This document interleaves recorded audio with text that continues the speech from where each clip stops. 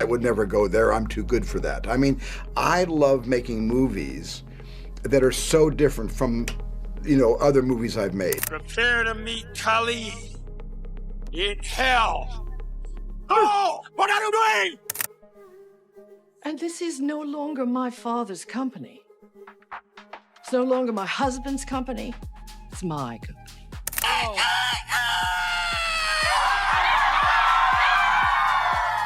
Steven Spielberg doesn't raise his voice. He doesn't scream. He doesn't pound the table. He just watches, studies, and then chooses. And once he makes that choice, it never changes.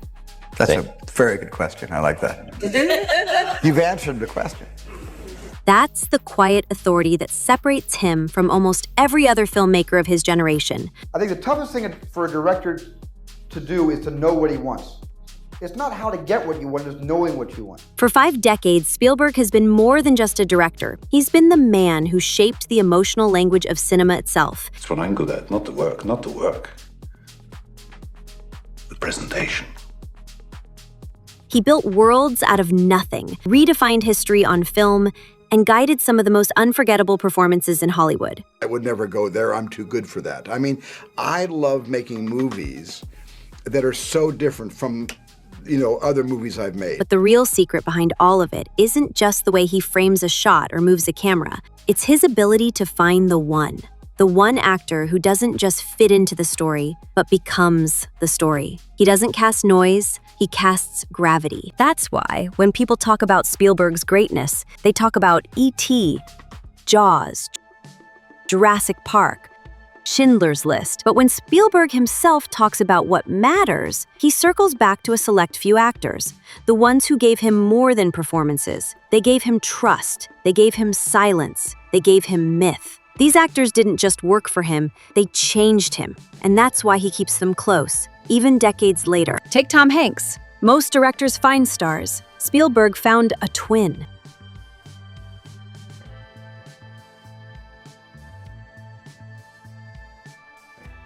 Their bond is so deep, so consistent, it's practically cinematic DNA. For more than 25 years, Hanks has been Spielberg's emotional anchor. Saving Private Ryan, Catch Me If You Can, The Terminal, Bridge of Spies, The Post. The list reads like a roadmap of modern film history.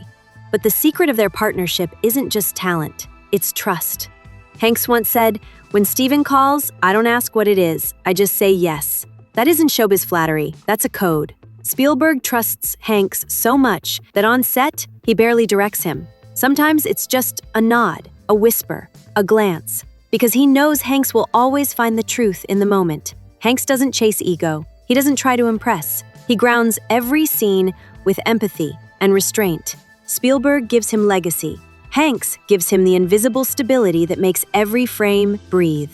And that's why their collaboration isn't just important, it's foundational. But sometimes Spielberg needed something different. Not trust, but transformation. And that's where Daniel Day-Lewis came in. Convincing him to play Abraham Lincoln was less casting and more invocation. As the preacher said, I could write shorter sermons, but once I start, I get too lazy to stop. Day-Lewis doesn't simply play characters, he disappears into them. By the time filming began, Lincoln wasn't a role, it was a presence. Spielberg later admitted there were moments on set when he forgot they were making a movie. The performance was so meticulous, so quiet, so internal that Spielberg addressed him only as Mr. President, both on and off the set. This wasn't a gimmick, it was respect. For a director who thrives on control, surrendering that control was rare. But Day-Lewis forced him to step back. Spielberg said he didn't direct him, he just witnessed him. And what he witnessed changed the way he thought about silence, pacing, and space. Day-Lewis only worked with Spielberg once, but once was enough. Lincoln wasn't just a movie, it was time travel. It won Oscars, reshaped Spielberg's view of performance, and reminded the world that sometimes lightning only needs to strike once. Then there's Harrison Ford. For Spielberg, Ford wasn't just Indiana Jones. He was the compass that helped define an entire genre. With a hat, a whip, and a smirk, Ford became the modern blueprint for the action hero. But what Spielberg valued wasn't just charisma, it was Ford's authenticity. Raiders of the Lost Ark was grueling, the heat, the stunts, the punishing schedule. But Ford never flinched. He bled, he groaned, he got back up, and audiences believed every second. Prepare to meet Kali in hell.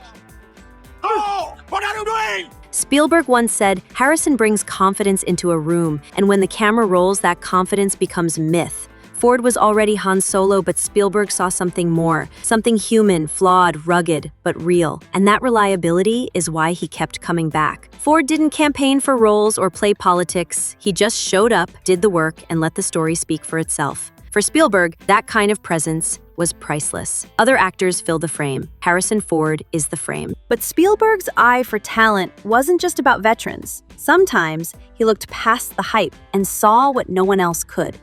That's what happened with Leonardo DiCaprio. The world saw him as a teen idol, fresh off Titanic. Spielberg saw a scalpel. In Catch Me If You Can, he carved DiCaprio into something new. Not just a charming con man, but a broken boy in a flawless suit. Beneath the slick exterior, Spielberg exposed the desperation, and Leo delivered. I didn't expect the Secret Service on this. Don't worry about it. Spielberg later said, he's got a clock inside him. He never misses a beat. That precision blew him away. Their collaboration was professional, instinctive, free of ego or drama, just clean work. They only made one film together, but the impact lingered. Spielberg still praises him publicly, calling his later roles devastating, and has said that he wants to work with him again. Sometimes one film is all it takes to shift a career and to surprise even a legend like Spielberg. For Meryl Streep, Spielberg waited nearly 40 years. And this is no longer my father's company. It's no longer my husband's company. It's my company. When they finally came together for The Post in 2017, it wasn't just a casting choice, it was reverence. Streep, already one of the most decorated actors alive, stepped into the role of Katharine Graham with quiet authority. Spielberg admitted he felt nervous directing her, something he rarely says about anyone. He called her essential, not just to the film, but to cinema itself. Watching her dissolve into the role was like conducting a symphony with one perfect instrument. Every glance, every pause, every breath mattered. Spielberg didn't need to overdirect. He just gave her space. And the result was a performance so seamless that it blurred into history itself. The movie earned Streep yet another Oscar nomination. But for Spielberg, the real gift was seeing how she elevated the story. He said he'd never forget her eyes in that role. Sometimes it doesn't take decades of films to leave a permanent mark. Sometimes it takes one. And then Robin Williams, the most unpredictable, untamed presence Spielberg ever allowed into his frame.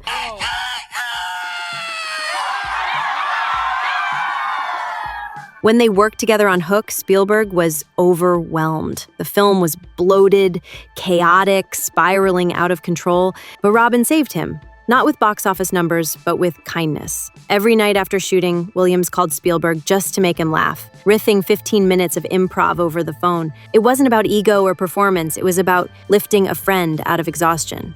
On set, Williams gave Peter Pan an ache that no one expected, the sadness of forgotten youth, the heaviness of growing old. Spielberg later admitted the film didn't turn out the way he'd hoped. But what stayed with him wasn't the movie, it was Robin. Their friendship continued long after, and when Williams passed, Spielberg said the light dimmed. He even delayed filming because of the grief. One collaboration was enough. Robin wasn't the most polished actor Spielberg ever worked with, but he was the most alive. When you look at these six, Hanks, Day-Lewis, Ford, DiCaprio, Streep, Williams, you don't just see actors. You see pieces of Spielberg's soul. Each gave him something different. Hanks gave him trust. Day-Lewis gave him transformation. Ford gave him myth. DiCaprio gave him precision. Streep gave him reverence. And Robin gave him life.